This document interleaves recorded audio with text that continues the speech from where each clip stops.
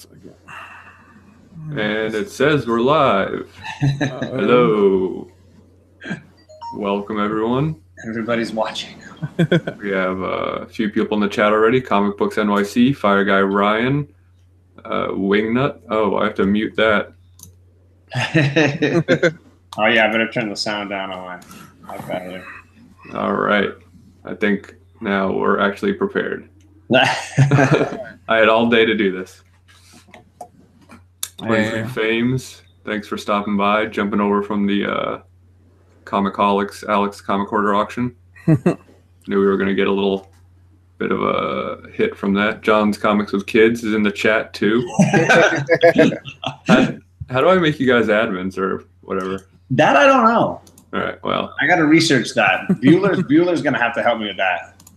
Thanatos, a.k.a. Matt. What's up, buddy? Good to see you. I like how he threw in the Fat Albert style, which I think I tried to pull that the other day. I think that's too inappropriate now. Yeah, it just doesn't work anymore. That needs to be retired. I appreciate that there's somebody just as inappropriate as me in the universe. And Comic Books NYC, no, you can't have my beanie. It is cold up in the Northeast, though, so I'm wearing this big thing. TJ Watson, always good to see you, buddy. Smog the Slab Dragon there, you know. Oh, man. So, TJ, we're not going to make anybody cry unless we start talking about Stan Lee or something. I don't know. I can make you cry.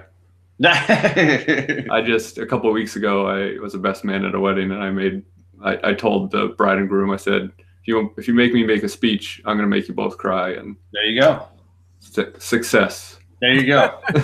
That's an easy mark, though, right? They'll be drinking. They'll be happy. Yeah. That's a good mark. Shout out to my friends, Mike and Kim.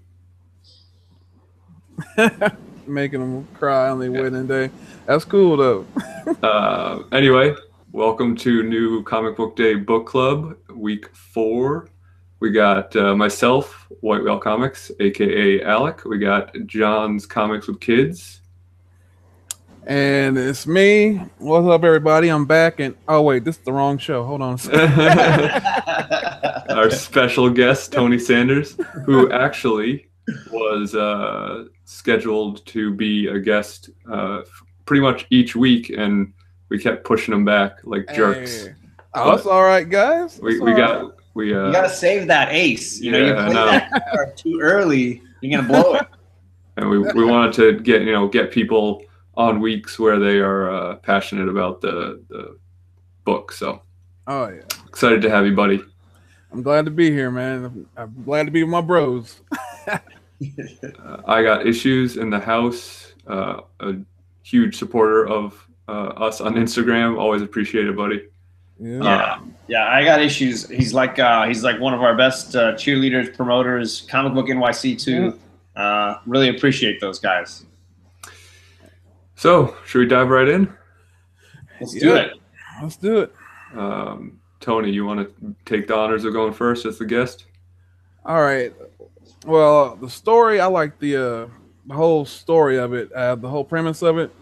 And it reminded me, like, if you ever seen X-Men 3 or whatever, was it The Last Stand or whatever, where they were talking about they had a cure for the mutant gene, and it kind of threw that out there, and I was like, okay, I'm familiar with that. And it's like, if you've never been an X-Men fan, it's something that you can get into, because if you've seen the movies, then you can step into that and be like, okay, well, I know that part of the story already. And so they were doing that, and then it was like in the artwork on the first part of the story, because it's 3 parts. So the first part of the story, crazy.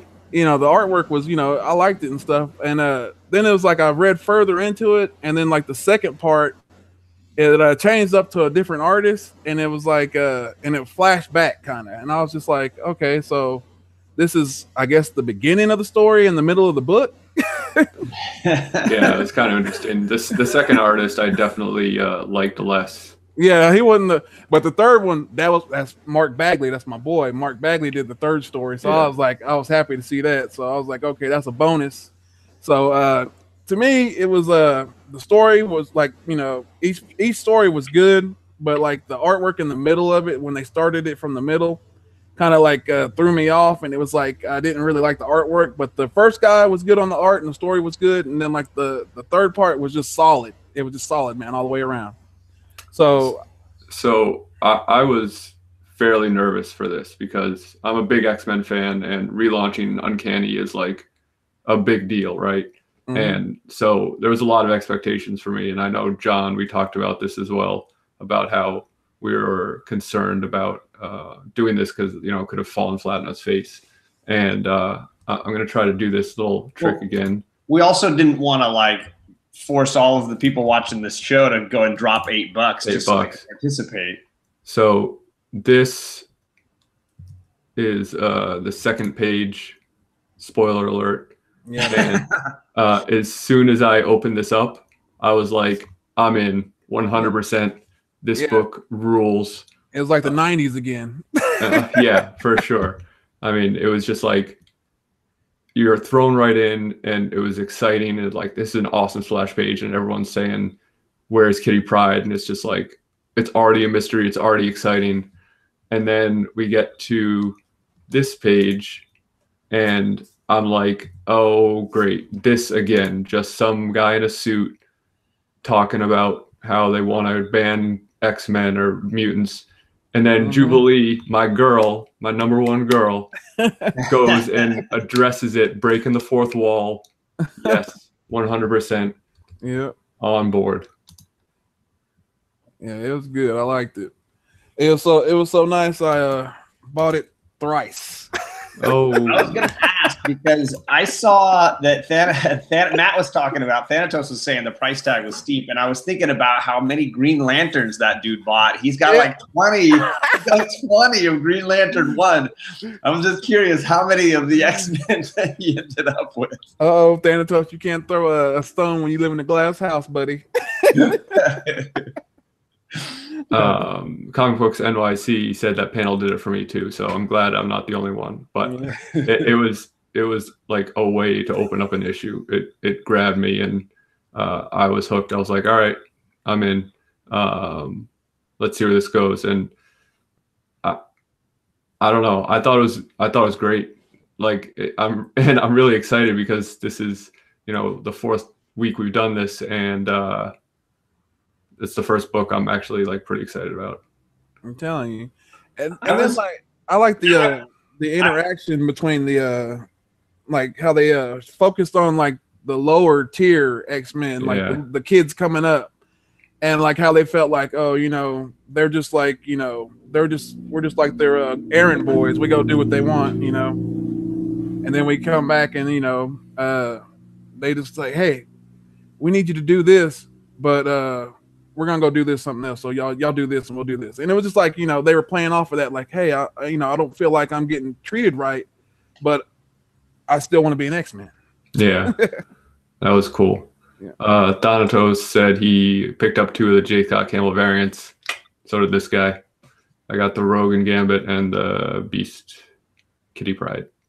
Okay. The Gene and the Scott one that he made looked really, really killer. Really nice. Yeah, but wasn't that a homage? Wasn't it a homage? Yeah. Rogue and Gambit I couldn't pass up. I was a little bit frustrated. I think some of the stuff I was glad that you showed on just a second ago, Alec, with the fact that, you know, there were elements that seemed like, okay, wow, I've seen this a bunch. Like X-Men have done this to a lot. I feel like there's always a cure, something that's going to get rid of all the mutants everywhere. And then inversely, there's always that politician running his mouth. Like some of that was like, that's why I loved that splash page that you showed as well. It was like, okay, that's messed up and awesome. Like I've always felt like there was something really creepy and innately about the Multiple Man, and just to see him kind of like popping up everywhere, and like you don't know what is a copy and what's real, and nobody can really communicate with them the normal way, and that stuff I found really, really fun. What was crazy to me though was like they were just wiping them out. Like there was no holes, no kid gloves. They were just taking them out, like just putting them down. I was like, wow. Yeah. And Bishop had a lot to do in it as well, and I like that character. Like I got a few of my favorite Bishop covers around me here. I really like that character. I thought they used him well, and the banter between. I mean, that's always been a classic Uncanny X-Men staple, is the way the characters interact. There's always been a lot of them on the team, and to watch them interact, I always really enjoyed. those parts of it. I had a question for the chat because I've been reading, and maybe you guys have too, all the extermination issues that have kind of been leading up to this. Some of this feels like a rehash of what they're doing there as well, where you've got a mysterious character, possibly from a future or timeline or whatever, kidnapping or murdering X characters and with some secret agenda, and everybody trying to catch up to them. It felt exactly like what they're doing in Extermination. I was wondering if that's like. I feel like that's kind of like I said with the guy with the suit. It's like a staple of X-Men to like kind of repeat itself. Donatos, real quick, before we get too much into that, said break down the team. Who is this Uncanny X-Men team? I don't know if you read it, Donatos, but it's a great question because if it weren't for the cover, I don't think I'd be able to tell you. Yeah, you really. Well, and they give you this page on the inside where they basically show you a handful of the characters who are in the issue, but they're not all necessarily even like prominently figured as X-Men. Yeah, they're not even together. Like they're different parts of the world. They're in different situations, and it's like, you know, you got to figure it out for yourself. But what I was glad to see was that they had actual North Star from Alpha Flight on the team. Hell yeah, man. I'm glad you mentioned that. Alpha Flight, my boys and girls there. Yeah. So here you go. Here's the cover. We got Bishop, Psylocke, Nightcrawler, Jean Grey, Storm, Iceman, Beast, X-23, my girl, Jubilee, and Sam Guthrie, Cannonball. Yep. I thought there was someone else back there, but no. But then there's like the younger team, which is like a whole other they're the trainees. I will say I did not know who these guys were. Like that Glob dude, that Glob dude, his eyes were freaking me out when I was love the way they draw him. Cyclops is not in this. Yeah, he's not. Nightcrawler looks sick on the cover. Nightcrawler is sick in the book. I dig bearded Nightcrawler. Yeah, he looked like Alec. He looked like Alec. Yeah, dude, I can't paint myself blue. Bearded Nightcrawler is awesome. Along with it almost was like Cornrow's Bishop. Like I'm down with all of it. Too many mutants, Fire Guy Ryan says. Yeah. Hard to keep track of. Hey, can I ask you guys a question? Yes. Yeah. Did anyone find it weird that there was an ad for issue 4? Oh yeah, and then and it was like a spoiler. I'm like, it was a total spoiler. I'm like, okay, well, and it's like, okay, well, if you like this part, well, here's like 3 issues up, so you want to get this too? And I'm like, you want to know what's going on? You want to know what's going on with Angel? Yeah. There it is. Yeah. Yeah, that was weird. Oh, but what I did like in the I don't know if it's a spoiler for anybody, but I'm about to show it. There's a new version of the Fastball special, and it involves Polaris and X-23 right there. Right. That was awesome. That was cool. So I like that. That was cool to me. I was like, yeah. Yeah, so for me, not sure what the page counts are for future issues. Anyone else know? Yeah, I don't know if it's going to be $7.99 a week. If it is, that's definitely going to change my mind if I'm going to buy it every week. Because I know that there's they're doing this dissembled storyline before they settle into a normal, like this is the new team kind of thing. And I'm hoping that for me, as somebody who's, I've always liked the Uncanny X-Men, and I'm not always familiar with, there are so many darn characters. Mm-hmm. I'm just curious if they're going to hopefully, like with Extermination and this, really cull the herd a little bit and shrink down the number of characters and then build from that something new. Yeah. I don't know if it'll be like another House of M where they kill off a bunch of mutants, but someone uses this cure to. Kachung asks, anyone know why Multiple Man has the same eye scar as Bishop? That's the thing. That's that brand, right? From the there's from the future where they brand mutants with this mark. So clearly, this is a Jamie possibly from the future. I did not read his miniseries because he just had a 6-issue miniseries, and I didn't read that. And they were talking about and there's one scene where he they all just kind of disappear, and they even asked Jean Grey, "Did you make him disappear?" And she's like, "I can't do that." And it's so it's a time travel effect, I guess, where he just he didn't get to do what he wanted to do, and he just vanished into time. So it's kind of weird. Yeah. Bueller says only 3 covers for next week's Uncanny so far. Put that in the realm of normal. So for me, even being a big X-Men fan, like I have not kept up with it for a while, to my own admission. But as opposed to how I felt about Green Lantern last week, I felt like I wasn't lost with this. Like I felt like there were mysteries, but that they were built in and that they were stuff that they were going to reveal, not stuff that I didn't know. Yeah. They're like when I finished the first segment, and that had me hooked when I finished the first part of the story. And then it was like I started that second part and I was just like, okay, I was already intrigued, so I was like, I'm just gonna keep reading through. And it was like when I got to the third part to the end, and I was just like, I'm sitting there and I'm like, all right, I want to know what's going on at the end of this story, but I want to know what was at the end of the first story though too, because it was just like it just had you hooked. The last page was pretty awesome. Yeah. Yes, Ryan, Green Lantern was only 1 week ago. Where did my week go? Time is flying by. In some ways, you could argue this was a lot similar to Green Lantern in that you had a very expansive universe, and they're trying to set up a lot of things and dive right in. I think they avoided some of those exposition problems that we talked about in the last run with Green Lantern.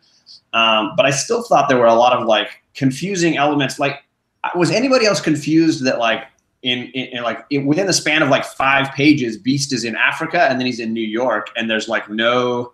It seemed like no time passed, but then all of a sudden the dude's like operating on somebody in New York. I think the scene in Africa was supposed to be like in the past. Yeah. I was totally lost, and I had to go back and like, did I miss a page? Like, wait, what's going on here? There was one line that like someone like explained their powers, or there was one line that really jumped out at me that I was like, ooh, buddy, that's a rough one. But overall, I felt like this was much more kind to new readers than Green Lantern was myself. Yeah, I feel like if you've never read like X-Men, like I haven't read an X book in a while, and it was just like I missed the Extermination story, and I came in on this, and it was like I didn't really feel like I missed a beat. And the only part that was like I noticed was when I got to the second part that it said like 3 or 4 days prior, and I'm like, okay, well this is actually the beginning of the story, and not the actual part that I read at the first part. So that was the only thing that kind of threw me off. I was like, okay, so it's like the beginning story is I guess like towards the end, and like the middle story is the beginning, and the second story is the third story is the second story. That's what it is. Yeah. And it's like, but Comic Books NYC said the side mission in the sewers was the weakest part for me. I would agree. And Kachum says Dollar Store Wolverine was a great line. Yes. Yeah. That was funny. I laughed. And Hulknut says this made him miss Green Lantern. I don't know if he's which oh really? You didn't like this, Hulknuts? But I will say it did feel very 90s, and for me, my favorite X-Men are more the 70s and into the 80s.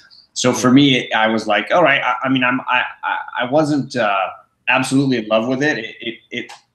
It did feel like the issues I think we brought up as far as issue number 1's wanting to get to a mass audience, not necessarily to a core group of fans, but to the whole sort of like, it's an origin story in that way. It's, you want to get as many people in as possible. And there are some of those issues here as well. And for me, not having been reading X-Men religiously, there are so many characters. I was like, okay, I don't know who this guy is. I mean, I dig the look or the style, but I have no clue who these people are. My son was literally on Google. There was a name I need pronounced for me. Oh my God. Was it Anol? Okay, that's the one. Because I'm like, is this guy's name Anal? Like, is that really this guy's name? I don't know how that person doesn't get made fun of when they come to fight. Hulknuts, Fire Guy Ryan, and Wingnut all say that they are not X-Men fans. So, sorry, guys. For everybody, I know that it's like there are definitely storylines I love and others that go off the rails, and characters that I really like, but then when they're made the focus, like I think Ryan and I are having a discussion about Wolverine, and I feel like for me, he's a great side character. I don't necessarily enjoy him as like the focus of X-Men. I think he adds a certain flavor, just like all those characters do. But when he's the focus, it tends to be a little bit flat for me. But when he is like that side character who just goes berserk in a scene, like that's riveting. Yeah. So I can totally understand it running hot and cold for people. And team books, I feel like, are hard in general because you're all over the place. You can't. It's hard to like focus on a character and really build them. So basically, what they're doing, they're basically taking some of the old characters, some of the New Mutant characters, and some of the newer characters that you might not even know about, and they're shoving them together. And it's going to be like, okay, this is going to be the group going in. So if that's what I got out of it, like, you know, hey, we're going to have these, you know, the young characters, some of the New Mutants that you know, like Cannonball or whatever, and then the X-Men that you already know, shoved together. I feel so. It seems like the chat is much less enthusiastic about this book than I am, but hey, it's my show, so. Well, we got some decent fans in this room, you know. I respect that point of view for sure. But they're the guys that are all going to be picking up Green Lantern 2 in 3 weeks. Yeah, and I'm not. So are you guys going to pick up issue 2 next week?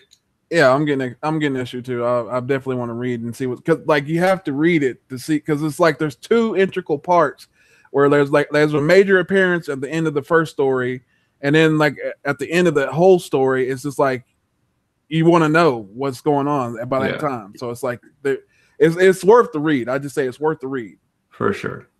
We're not going to spoil anything at the end, Bueller. No big shocking. I mean, this is technically a spoiler show. That is the reality of it. But we don't want to ruin any big twists at the end. Just like I'm so happy that the family on Instagram didn't ruin any of the Venom twists, because I hear Venom's got a great twist at the end, and I'm looking forward to reading that later. For me, I would say if it's going to be $7.99 next week, I'm probably going to skip it. If it's going to hold that price point, I'm probably not going to get another issue. It's funny you should say that, because I was going to say I liked it enough that even if it's $7.99, I'll pick it up. So there you go. I'm the outlier. I will buy it $7.99. I already bought 3, so. Well, yeah, I bought 3 too, because I got the 2 J. Scott Campbells. Donato said he's already subbed. Somebody said, where was it? Wingnut said it didn't feel quite like a team, and I think that's the point. I don't feel like they are supposed to feel like a team yet. It's supposed a little to feel disjointed. Like a lot of scraps that are going to end up becoming something. I got issue said I always give new books a minimum of 3 issues before I quit. That's very generous of you. That's very fair, but I think the hard part of this show is if we did that every week, I think Alec and I would have the most epic pull list of all time. And there are just some books that are just like stinkers off the bat, and it's like, well, if it turns out to be good, I'll read it and trade, but I'm not going to buy. And the truth is, I mean, of all the books we've read now, like I don't have any that I hated, but I also don't have any that I'm like, this is an amazing book and I'll read it again and again and just really adore it. Yeah, hate's a strong word. I strongly disliked Ghost Fighter. I was very disappointed in that book. Yeah, so like I can see all sides of those. I have yet to have one that like pushed me to far ends of the spectrum either way. But I'm waiting for that one that's going to be the deal breaker for me. That's like, wow, I'm hooked now. Yeah, Bueller confirmed $3.99 cover price for number 2. So all right, then I guess I'm buying it next week. Yeah, I'm in for sure. I'm in. I'll probably have 3 again. So before we move on to our debate topic, I just want to share my pick of the week. Oh, there he is. And the cover of the week for me. This blew my butt right off, and I'm probably going to do a review video of this in the next couple days, because I've got to get that trade when it comes out, because it looks like everybody's telling me how amazing it is. Without spoiling it, can you explain what Dark Side means on the cover there? No. Okay. I was like, I don't know what the joke is, but I must need to read the other issues. Yeah. Yeah, I'm gonna have to read it too, because I've like every time I go to a shop, somebody is like, you need to get Mr. Miracle. I'm like, what's so good about it? I got the 10 issue with the negative dark side on it. Yeah. But like I read it and I was like, but it was just like, I was lost in it. So I was just like, okay, I'm lost. So you got the other cover, NYC? Psh, mistake. That cover, man. Well, and Tom King he's gold, man. Everything he's doing is just absolutely lights out. Like his Batman stuff, I can't brag about it enough. I love it. Yeah. I got issue said White Whale, awesome pick, was one of my personal top picks. Number 2, I honestly was confused and felt like Tom King is too smart for me. Message me on Instagram. We'll chat about it.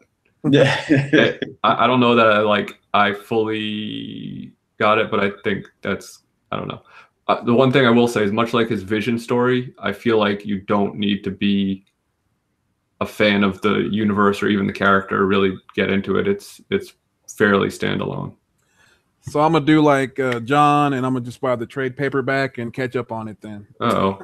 Said the stream stopped temporarily. It did pause for a second there. It looked like it was. I got the spinning wheel of death for a bit. Is it back?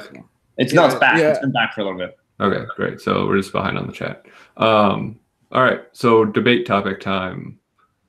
Our debate topic this week is, who is your favorite X-Men team leader? Oh, I could tell you mine. Well, I thought this would be like a really boring topic, and then all of a sudden Tony was like listing all the people that have been leaders of the X-Men, and I was like, I didn't remember that this person was a leader of the X-Men. I had to go back through my books and be like, oh, dude, how did I forget that, for this couple of years, this person was the leader or whatever. I'm throwing out my trump card. I'm going to throw out my ace in the hole, Magneto. For him to switch up and be like, hey, I'm going to go ahead and run Charles to school, even though it's kind of against my beliefs, but, I'm going to still help out my buddy.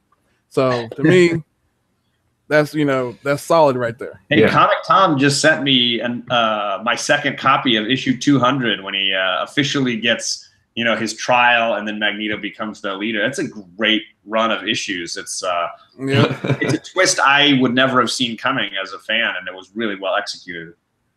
Donatos, no, not anymore. Magneto is not running the school anymore. No, but he did run the school though at one point in time. Yeah. No, right around issue 200, and then I don't know how long, but it was a good couple of years he was in charge. We got some Cyclopses. Hulknut said Lockheed. I don't know if did he ever lead the team? That's right, Wingnut. 100% Magneto. It's a great storyline, Thanatos. If you want to read a real alternative X-Men run, it starts at issue 200 with the trial of Magneto, and you get this great story. It's a great standalone issue, but then it's setting up a total shift in X-Men for a while, and I thought it was really well executed. Havoc Kachung says, Xavier Comic Books NYC says, didn't Magneto also run a team when they were doing the all-new X-Men with Bendis? It could be. I don't think I was collecting at that time, but I wouldn't be surprised. Probably so. But you can't say you didn't love it when he was in Age of Apocalypse and he was running the X-Men then too. Yeah. I know my daughters would pick Cyclops. They are huge Cyclops fans, so they're going to side with I Got Issues and Ryan and all those guys. But for me, I started collecting more. Obviously, I was not collecting the original X-Men. For me, it's always this lady right here. Storm is my jam. Yeah, she's up there for sure. Even when she lost her powers and went just straight up Mohawk, she was still beating dudes up. She was, that issue, that episode where, or the issue where she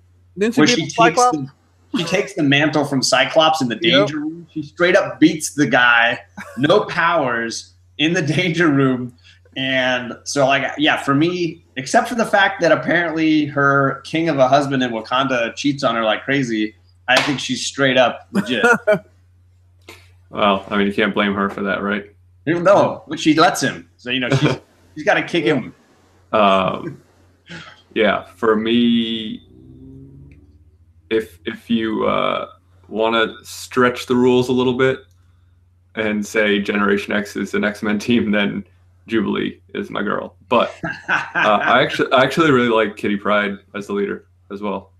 Yeah, she did running for a while. Yeah, I think Woodard says he hopes that Jean gets a chance to run the X-Men, and she does have a somewhat leadership role in this, along with like Kitty Pryde, who is currently, I guess, the leader of the X-Men. So there's definitely the opportunity for those ladies to have a bigger role going forward. Now, wait, I want to know in the chat, they keep talking about Cyclops.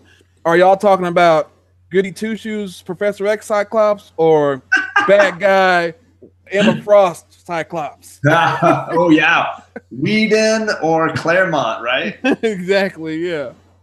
Yeah, it seems like a lot of people are talking about the newer Cyclops, who is a jerk. Yeah, Emma Frost. They're saying. Oh, Emma Frost. Yeah, that's what they're saying.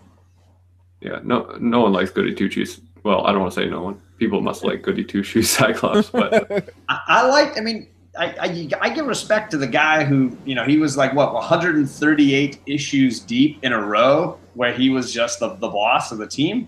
Yeah. Like the first 138 issues. And yeah, he was the Boy Scout, and yeah, he was the straight and narrow. But he drank the Kool-Aid, right? That was his thing. He drank the Kool-Aid to an extreme degree, and then saw it through. And that was definitely my second favorite. That guy, the original Cyclops, all the way through. I guess I spoke too soon. Loses his wife and then finally quits. He even let Jean go and stayed with the team just because the Kool-Aid was so damn good. You want to know a fun fact about Jonestown? Oh no! Oh, here we go. This is going to take a turn. Everybody, get ready. It wasn't actually Kool-Aid that they drank. It was like Flavor-Aid or something. But because Kool-Aid is such like a brand, that's become the saying. Oh man! So yeah, we can move on from cults in Jonestown and mass suicide. That's not what this channel's about. Didn't Nightcrawler lead Excalibur or something? But he never led the X-Men, right? I don't know. Yeah, I think he did lead Excalibur, but I remember it with like the sword and stuff, like the whole. TJ Watson said, "Which 200 are you referring to?" Uncanny 200. Uncanny X-Men 200. Original run, yeah. I think it's even titled. The front cover is even titled. He's like in chains and stuff on the cover. Yeah, it's like I think it says the Trial of Magneto on the front, and I'm struggling to remember the name of the artist. I'm sorry that I've blanked on it. Hey, DS Comics, what's up, buddy? Oh, it looks like we're frozen again. Oh, no, I see. Well, no. Or at least we were. Oh, okay. I don't know what's going on. DS Comics. Oh no, but hopefully you can still hear us. Comic Books NYC said, "Are we doing another #1 next week?" It looks like it. I was pushing real hard for Archie 700, but I think I got outvoted. Oh man, I'd have tuned in for that one. Hey man, listen, 100%. I'm still talking about it. I don't care. I'm bringing it up. TJ Watson, number 200, Uncanny 200 is a JR John Romita Jr. It was his run in Uncanny, and yeah, I mean we were debating what to do, and I think we've settled on doing Shazam #1. Shazam #1. Jeff Johns. I like the cover on that. I think it's the. Jeff Johns relaunching a title. I can't argue against it, really. Right. But, I mean, Johns is exciting, and I've thanks to Ryan, I've gotten into his Green Lantern stuff. I'm excited to see a character like Shazam or whatever, Captain Marvel, that I've never really read beyond. He's not Captain Marvel. He's not Captain Marvel. Don't be talking about that. I know. Hey, Simon Comics, what's up? So I mean, I'm excited to see that character because I really am unfamiliar with them. I guess we can announce our guest. He's talking about it. He's promoting already. It's going to be Thanatos. He's going to join us next week. And he didn't want to do Archie, which I don't blame him. I didn't really want to do Archie either. I think the only two people that I know for sure wanted Archie were Alec and my daughter Charlie. So maybe Charlie and I can do a sideshow. Right. I'll have her pop in right at the beginning, and you guys do a quick breakdown. Yeah, let's do it. Yeah, I'm gonna be in the chat talking about where's Archie? Where's Archie? It's written by Nick Spencer. It's not, it's gonna be a whole new direction for Archie. Well, and I get on that Riverdale kick. As much as I like Nick Spencer, I don't know how you guys felt about his Spider-Man with Otley, but I was super disappointed by that. I mean, the art was beautiful. Otley did a great art. Otley is great on the art. But what a crummy story. Oh, my God. A whole doppelganger thing. Like, what in the world? Yeah, I gave up on that pretty quickly. I was super disappointed.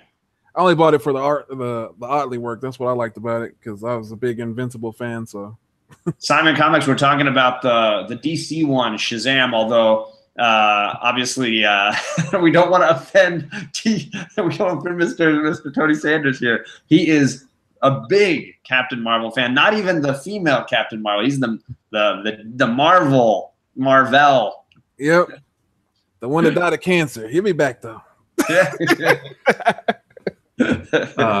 But speaking of Nick Spencer, if you haven't read The Fix or Superior Foes of Spider-Man, those are both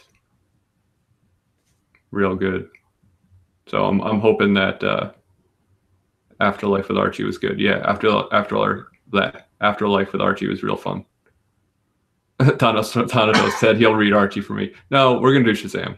I think it's the better. Honestly, I'm excited to give the character of Shazam a shot, just because I've never read an issue of that character. Same with buying my first Green Lantern last week. I like the chance to expand my taste in comics. So I appreciate that.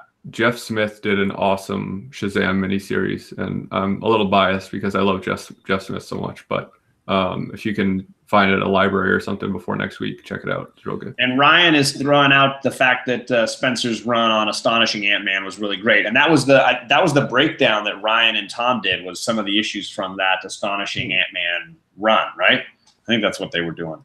So wait, when they do the Shazam, the #1, are they doing like the whole origin retelling again, or are they just going to start off where he's already Shazam?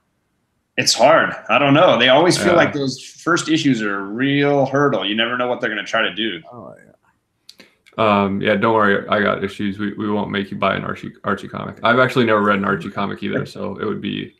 Well, come to our house next time you're on the West Coast, and Charlie will hook you up. She's got basically a short box full of them. A buddy of mine recently gave me like a late Golden Age Archie as a gift. He was like, "Here, your daughters will love this," and I was like, "They're not going to touch it, but they will enjoy it at someday." Hey, Decaf Raven, unfortunately you missed just about everything, but catch it on the replay. So if you guys don't mind, oh my gosh, Hulk nuts! Oh my god. I'd rather poop bamboo than read Archie. Hey man. Wow. All right. Hulk nuts. You kill me, brother. You kill me. I think there was an Adam Hughes Betty and Veronica miniseries. Dude, yeah, those covers were great. TJ said, Afterlife with Archie was really cool. The Jughead the Hunger was really cool. Okay. So some of those like more horror stuff, I mean, leave it to me to like that stuff. But yeah, I've never read like an Archie proper book. Isn't there a homage like to Hulk 181 from Betty and Veronica that I've seen before somewhere? It's like I think every cover in that run was almost like an homage to something else. Okay. They were really playing off of that with those books. Matt said, I imagine Jeff Johns is going to do some magic with Shazam. He wants the movie to be successful. Yeah. I mean, obviously, it's very strategic. Jeff Johns being like the head of DC now, or, he's running the show basically. So it's not an accident that he's writing this book. So I don't think he's going to phone it in. If you poop bamboo, does it whistle? Kachung says. Oh God. No, but at the speed bamboo grows, would you ever be able to get it all out? Oh man, this is wrong. Right now, Tony's going, what am I doing? Yeah, what did I sign up for again? I blame it on Hulk nuts. We blame most stuff on him, man. That's fair. You know, and on one of the last ones, live streams that I think Thanatos was doing it during his Comic Wars with Reggie. He was talking about Adam Hughes covers, great Adam Hughes covers. And my comic shop said they think they've got a whole set of those Zatanna covers that he was showing off, that they were like, no, we stuffed them in a box. Like nobody wanted them. What? Oh, So I might sneak by there next week and see if he's going to price them out legit, or if he's just going to be like, nah, here, you know, what kind of a price can he give me? Yeah, John, if there's multiple sets. It's possible I end up with a few of those Adam Hughes Zatanna covers. John, get 16 because them legs on 16. Dude, I went through and looked at it. I was like 15, 16, 11, 13. There's nothing wrong with any of those. What book are we doing next week, Comics with Bueller? We're doing Archie 700. I'm just kidding. We're doing Shazam. We're doing Shazam #1. Don't confuse people. They're gonna tune in. And be like, I was on a fluke. I went to a shop today that I wasn't planning on because I wanted to do other stuff, but I was like, I want to go shopping for comics, and they had a Zatanna 12 for $25, and I was like, nah, dude. Man. Oh, but I seen that other book you showed me on Instagram. Yeah, so I got 4 books I want to show real quick that I did like steal from this shop. First, I got my first pre-code horror book that I'm really excited about. It's in a low grade and it's not like a super sought after book, but I got it at a real good price, and I love this cover, so it's really cool. And then I got let me save that one. I'm gonna save that one for later. Black Hole #1. It's an indie book. First print. I got it for $4, and it's pretty hard to find. It's got a big spine ding, but who cares? A ghost, then, huh? And then I picked this up. I grabbed a copy of this, but move your fingers. That's what I wanted to see. Yep. You know, we be talking about newsstand. They had this for the same price as the regular one, so I don't think they knew. And this is like a 9.8 candidate, so I'm probably gonna get this slab. Dude, you should pay attention. It looks like Bueller's saying they've moved the Shazam release date into December. We don't have really Shazam for next week, dude. What? Archie 700. Archie's in the house. No, Matt, we're in trouble. We'll have to double check. Get ready, Thanatos. You're gonna be doing DC's website says Shazam comes out 12/5. I don't know. Dude. We'll have to look at the new release list then again. Yeah, we'll look it over. But we've got Matt no matter what. Matt's in deep belief. He agreed. He's already in. It's Thanksgiving. What are you thankful for, Archie? And the last book I grabbed. Yeah, that's it. Yep. Which I already have a copy of. But this was $4. Holy crap. Yeah, they just had it in the bin, and like someone must have just missed it. And I like felt kind of weird bringing it up to the counter because I was worried they're going to be like, did you switch bags in this? Yeah, but, right. No, it's and it's a crisp copy too. So this is like, you always see pictures on Instagram of people like, oh, I found this book for $1. It's my turn now. Wow. Dude, that's a steal. Holy crap. Yeah. So like I said, I robbed that shop. Sorry. Well, then I guess when it comes to next week's book, just sort of like keep an eye out on Instagram. And whenever we put a video online, we'll try to mention if we settle on a book for next week. Yeah. It's Archie. It's going to be Archie. What are you talking about? Oh, man. I got issues freaking out. $4 where, yeah, man, the shop is like huge. It's like a mega pop culture store, and they have like just rows of bins. And I think it was just one of those things where someone just shoved a collection in the Amazing Spider-Man. Later, Simon Comics, thanks for stopping by. Darwin Gomez said same thing happening with a Silver Surfer 44. Nice. Donato said Spawn's #1 Newsies and 9.0 are crazy. Yeah. New York NYC. Yeah. Economics NYC. It was 700. Avengers 700 was today. Yeah. I mean, I don't think you'll be able to see on this camera very well, but especially with the Mylar, because it's super reflective. But there's like a tiny spine tick, but the corners are super sharp. I don't like. Does it break color, or is it just the? It does a little bit. It's not going to press out, so it might be a 9.6. But hey, you never know. The dude might have got laid that night, and he'll be like, "Hey, it's a 9.8." But and like usually, I don't like talking about how much I've paid for books. Besides, if it's $4 or whatever. But so it's $25. Bueller saying that GoBot #1 comes out next week. Hey, man, that's nostalgia right there. DS Comics. If I slab it, I'm probably gonna sell it because I have a regular Spawn #1, and I'm not like the biggest Spawn fan, so this doesn't really hold any personal. I mean, like, it's cool, and I know it's like an awesome collector's item, so we'll see how I feel when I get it back slabbed, but. I'm planning on probably selling it because if I can get $300, $400 for this, buy something nice.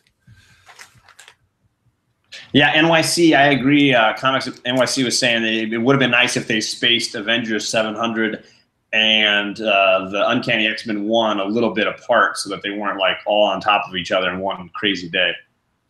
DS Comics says right on, flip it.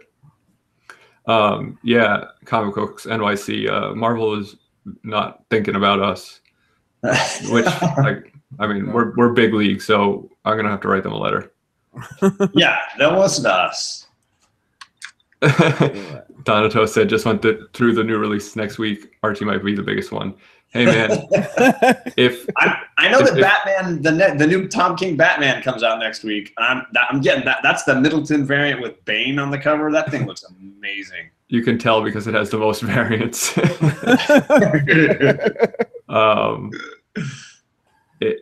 Yeah, I mean, you're welcome to retract your offer to join the show next week if you want, or we'll invite you back another time. Or it'll be ranking right up there with you putting on makeup on live stream. Will be you having to debate the merits of Archie 700.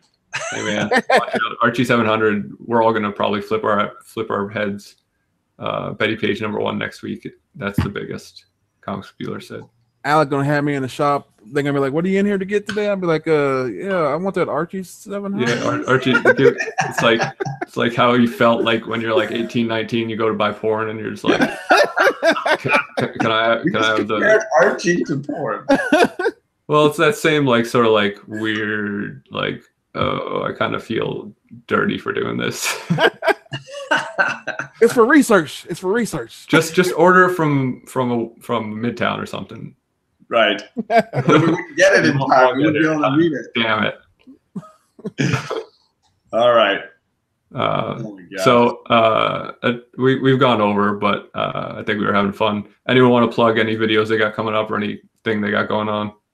Well, I already told y'all I got that, which I expect both of y'all at one point in time to come on to The Hunt, because we're going to have that going on Black Friday. Every 2 weeks, right? Yeah, 2 weeks, every 2 weeks. Give you time to get some books together and just come on, show them off, and then show me your hustle of the week you got. Yeah, I think I won the hustle of the week. Yeah, you did. Not even on the show. I won the hustle of the week at that 601. I'm about to get the crown back from you. Ryan says for me, I'm still trying to get my Batman Year One video up with Kate. Like I've edited that thing 3 times. I'm still like, I don't know what's going on with that one. You need to put it out multiple parts, dude. It's long, but it's just also I just am not happy with it. So it's going to take a little while. I'm hoping tomorrow or the next day. But then this weekend, I'm going back out to the desert to my dad's house with the girls this time. So we'll do our Saturday morning comics live in the desert. I will not have my brother walking by in the background this time, but I will have my dad and his dogs and my stepmom and the whole crew. I think my dad's watching. He's been tuning in more now that he knows, now that the cat is out of the bag as far as me having a YouTube channel. My family is all sort of poking in from time to time. TJ, so that's my weekend plan. TJ said, just have them put it in a brown paper bag. Oh, God. Yeah, I have my giveaway project, community project thing. I'm doing that. So far, still, I got 2 entries. I'm doing the video. I'm doing it. I'm in the middle of doing it. So. I believe you, man. But hey, you got a great chance of winning some average books if you enter. But more importantly, I'm hoping to put together something pretty cool with it. So. Oh, wait a minute! I want to know when you doing the next artist review. I'm working on it right now. David Finch, Michael Turner. It's gonna be Michael Turner. Oh, cool. That's what I'm talking about. That's a good one. Wow. Everyone go sub up Comic Books NYC. He's at 96 subs. Go hit him up if you don't already sub him. Yeah, get him to 100. For sure. Yeah, he can be to 100 just based on this crowd. Yeah, leave this chat and go sub him up right now. Yeah. Oh, it looks like somebody's saying that next week might be a Web of Venom Carnage Born #1. So there's a one-off in that Donny Cates sort of Venomverse kind of thing. Yeah. There, I enjoyed the Web of Venom or whatever the Vietnam storyline. I thought that was pretty decent. Comic Books NYC clued me into a video that he is going to be releasing soon, so you're definitely going to want to see it. So. Yeah, I miss Michael Turner too, Kachung. I have some stories that I'm going to include, some personal stories about meeting him in my artist video as well. Comic Book NYC got some books. You ever seen his books that he be showing? Cool. Yeah, that guy's not messing around. I think I could watch his show just for the view he's got. Yeah, like the last one he made, he had that art in the background, and I'm just sitting there watching the video, but at the same time, I'm like looking at the picture in the back, trying to see who's all in the picture, and I'm like, man, I was like, who drew this? And I'm like looking, and I'm like, man, and I'm still watching the video, and I'm like, I had to watch it twice because I'm too busy looking at the background, and I'm like, oh man, hold on, I'm watching the background too much. He's talking, and I'm listening to him, but it's like I got to focus. He just clued me into an original art auction that I'm kind of mad that he did, because there's a piece I really want. It's going to be well outside of my budget, so I'm going to be struggling with that. Is that the one you said you had to sell your car? Yeah. So if anyone wants to buy a 2016 Mazda, let me know so I can buy some original art. Yeah, ship it from back east. Local pickup only.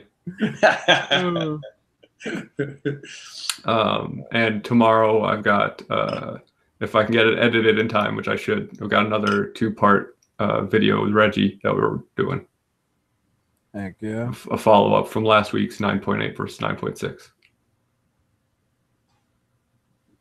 That is good. DCAF is really pushing that Carnage Venom, the Venom Carnage Born, which I think is a one-off, because I see Kachung is asking about Carnage in December, but I think that's the regular series, whereas this is one of those Web of Venom individual standalone. I think all those Web of Venoms are like standalones. Hulk Nuts, what is Middle West #1? I don't know that. Is that an image book? Yeah, he mentioned that a couple times earlier, and I didn't know quite what it was. I'll have to look into that, because I mean, honestly, part of the reason why I wanted to do Archie was because we've been doing, like, we did a Vertigo book, but you know, it's been Marvel DC, and I wanted to. Well, it's been a lot of superhero stuff too. Yeah, you know, I think it is the whole point of this for me, at least, is the fun of the community and trying to branch out and try other stuff. I'm gonna look that up right now. Middle West. I would never have read Hex Wives if it weren't for this group. And I'm sorry. I got to see some hot witchy lesbians, so everybody's happy now. Middle West #1. Oh, it's got a fox on the cover. Oh, it's Scotty Young and Jorge Corona. I don't know Jorge Corona. But all right, well, we'll talk with Matt and see what we're gonna do. Yeah, and feel free to drop us a comment or somewhere and let us know what you want. And maybe we can keep our eyes open for stuff. And y'all be sure to thumbs up this video for them because Yes, are bros. These are my bros. Thumbs up. Thank you, Tony. I got issues. Yes, Scotty Young. We can see what you're writing. Definitely. Why are you taking crazy pills? I'm sorry. Chat's moving a little fast. I got issues though. All right. I guess that's it. That's all I got. Unless you guys got. I got one little thing I want to do before we leave. I just had to throw these up here in honor of my boy Stan Lee. Yeah. Oh yeah. We didn't even talk about Stan. My new Warriors and this one right here, Captain Marvel. I had to throw that Captain Marvel up there because he signed all that for me. So yeah, I got to see him once, like, because as the later years he started signing like in a little like booth, like he wasn't out in the open anymore. Mm-hmm. I could like see him through the crack, but I never met him. See, I never got to meet him either. But like Later, thanks for stopping by. I told my kids, I was like, they were like, Dad, what are you going to do with his books? I was like, well, I'm not selling them. I'm keeping them. And, it'll be on my dead body if they get sold. And I looked at them. I was like, if you sell them after I'm dead, I'm coming back. better bury me in those. Well, I heard a lot of great comparisons because a lot of people were throwing out. I remember Kevin Smith saying he was the Shakespeare of our time or something like that. I was like, that's pretty extreme. But the one I liked was Disney. Because I think, there's a lot of people that dislike Disney for the way he ran his business or the way the businesses continue to operate. And yet at the same time, it's hard to argue that business acumen and artistic skill weren't a huge factor in this person changing or creating in some ways a whole industry. Yeah. And you wouldn't have modern animation the way it is today without Disney, and I don't think you'd have comic books the way they are today without Stan. And you can argue a lot about the artists that sort of were used or abused in ways by Stan in his career, but at the same time, that it's hard to argue with against their impact in their fields, and that in many ways, I think you could also say that it's hard to argue that the industry isn't better for having them.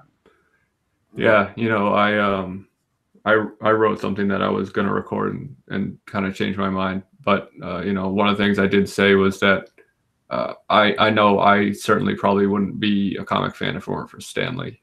And, I certainly have my qualms with some of the stuff he did, but you can't deny what he contributed to the industry. That's true. That's like I've seen this little cartoon that they somebody had drawn up. I don't know if it was in a newspaper or what, but it was posted somewhere on the internet, and it was Stan Lee walking into heaven, and God pointed down to him and said, "You create good universes too." Yeah, I saw that. Yeah, I saw that.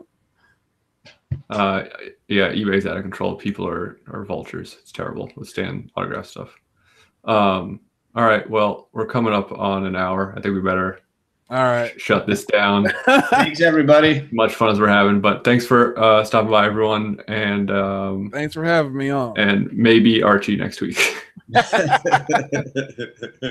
right, have a good night. Y'all have a good one. Bye.